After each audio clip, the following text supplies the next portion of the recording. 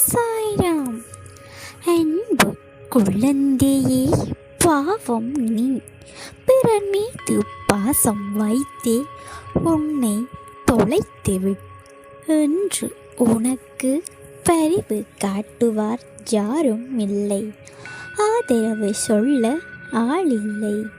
உறவினர்கள் வருவது உன்னை பார்த்து ஆறுதல் சொல்வதற்காக அல்ல, உன் கஷ்டத்தை பார்த்து கனந்திரமாவது சந்தோஷப்படுவதற்கு மன இறுக்கத்தால் பிதற்றுகிறாய். உன்னை நினைத்து நீ சத்தமிட்டு கத்துகிறாய்.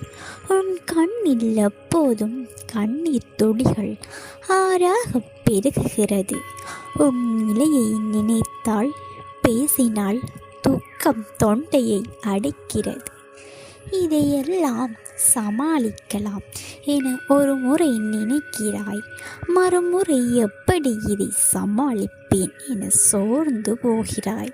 நிம்மதியை இழந்து பல நாட்கள் ஆகிவிட்டன.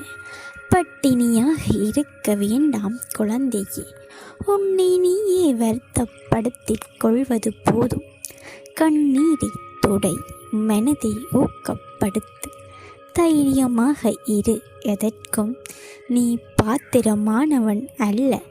எதுவுமே உன்னை கேட்டு நடைபெறவில்லை.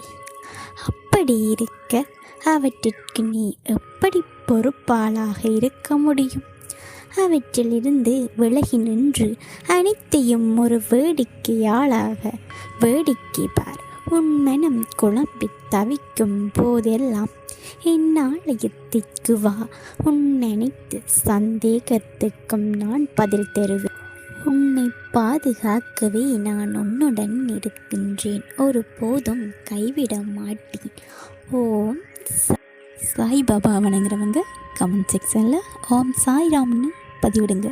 மறக்காமல் நமது சேனலை சப்ஸ்கிரைப் பண்ணுங்கள் அண்ட் லைக் பண்ணுங்கள்.